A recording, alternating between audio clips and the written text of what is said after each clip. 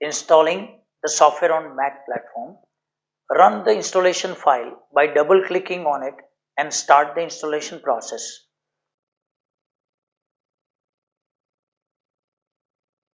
A welcome screen will appear. Click on the continue button. An end user license agreement will open up. Click continue and proceed further. Now click agree to accept the terms mentioned therein.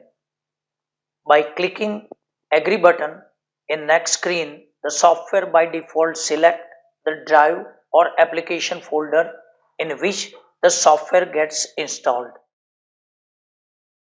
If you wish to change the installation location, click on change install location. Once you are done selecting the location, click on continue to proceed further. Now click on install button to start the installation process. By clicking on install button, the installation starts copying files on the hard disk. After copying all the necessary file, you will receive an installation successful message on the screen.